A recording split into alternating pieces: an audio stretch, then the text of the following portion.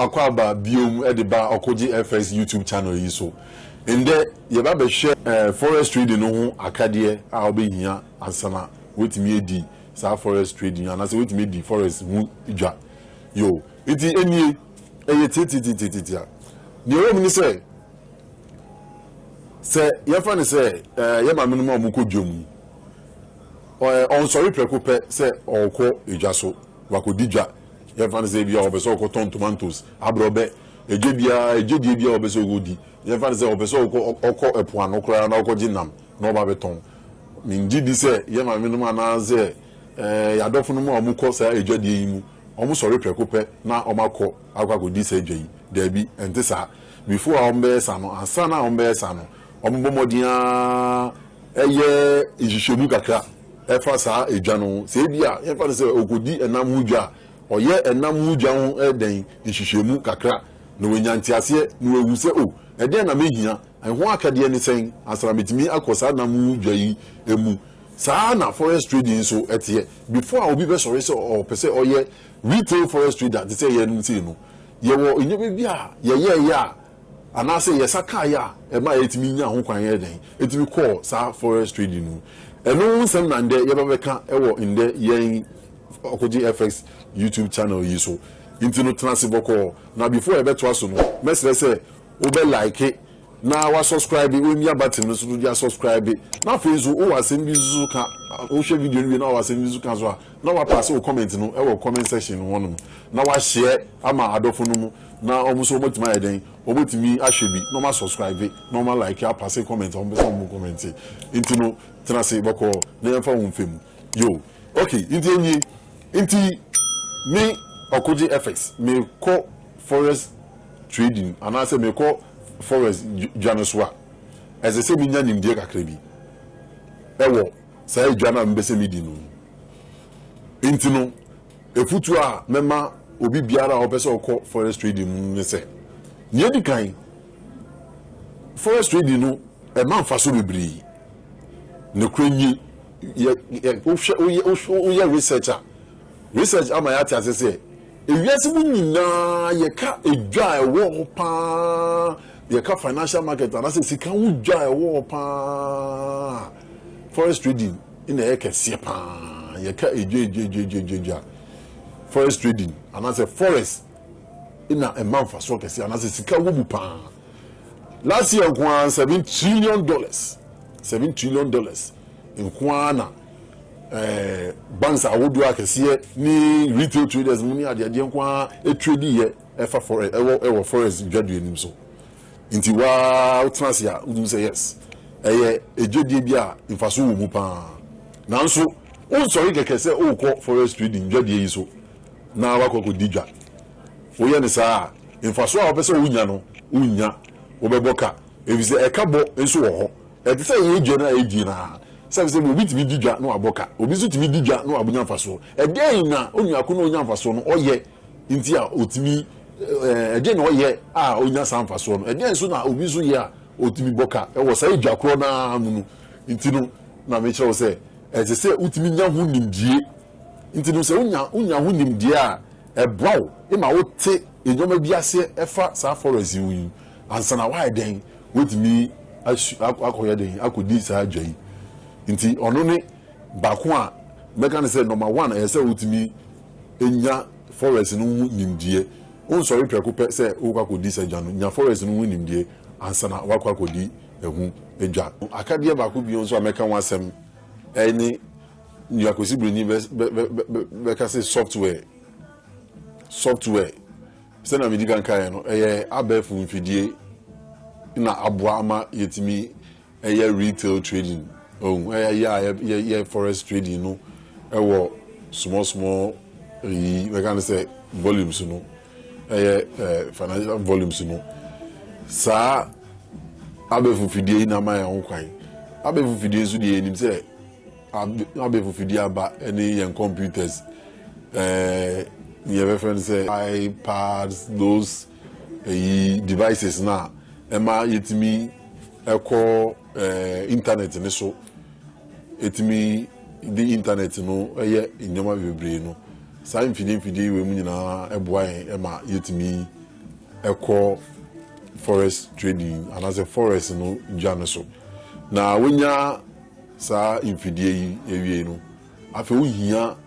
ni akosi broni wese softwares a ebe boa wo ama wetimi ekodi saa sika gye na software ba kwa mebo any trading view abe fufidi eboan ye me etimi ko sika gye so na sika gye se yekoso a abe fufidi ti se computers ne yen iPads ne yen devices a yenyere nim se eboan ye me etimi nya access to internet a ye use the yen daily activity ye dey share ya say bia opeso browser na bia sa devices yi unya sa devices ya unya softwares bi to say trading view timi boa we ma utimi hu sika bia ne boa afen so etimi boa wo so ma hu say oh sika yi eboa yi say ekosoro anase eba form na trading view no ya hihye ni such a way say sika bia ne boa no so na hu no wo trading view so no sa na okọ Forex market no so ewo yemfa say o banks ni ade na ebo no saa pepepe enete na ebo no so iye the same ewo bibia obeko se na be hu no ewo other internet pages so no saa so na be hu no ewo trading view so na o ma hye no kama such a way say utimi boa o ma utimi hu so ebo yi bibia dai da chi bia no ebia ebeko so say intino saa mri say ekoso say ya saa mri ya ewo for me se me to saa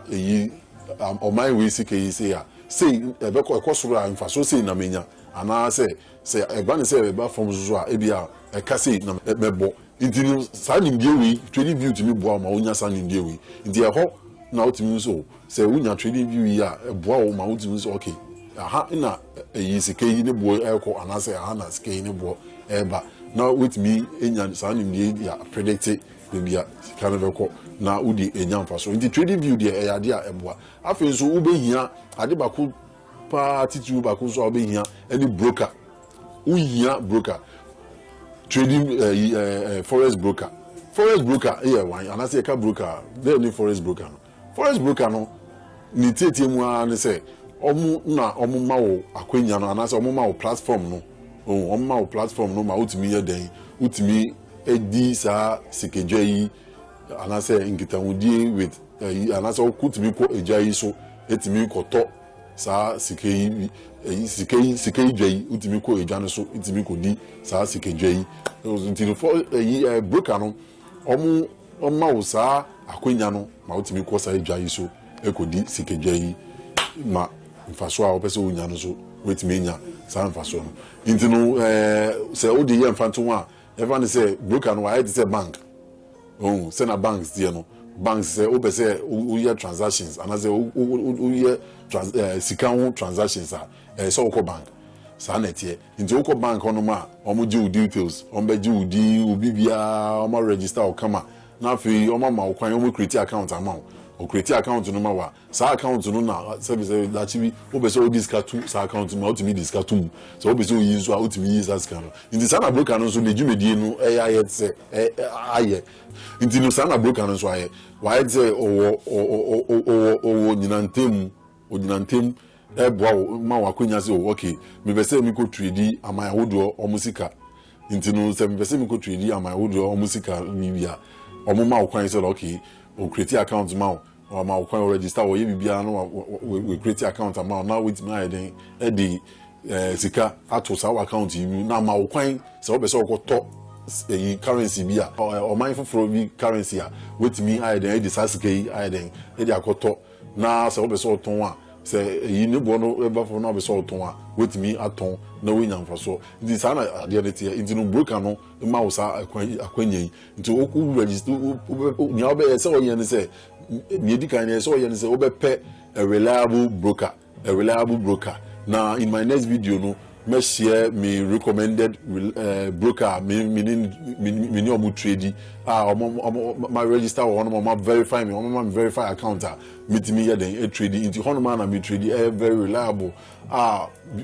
problem be ni sa broker you me share sa more information amount now for so when you sa broker yi unya ade ba kon so ebe boa won so amount me trade your friend no MT5 and I say MT4. In fact, the full name is Metal Trader 4 or Metal Trader 5. We need our applications and our softwares are over here. Say and I say we here so download it free or Apple Store and I say we Play Store Play Stores now we install it on phone so and I say we devices so now it me abo am with me a trade. In fact, this MT4 ni MT5 say we download it. Create that we can say ahonto e ma osa ahonto no comfort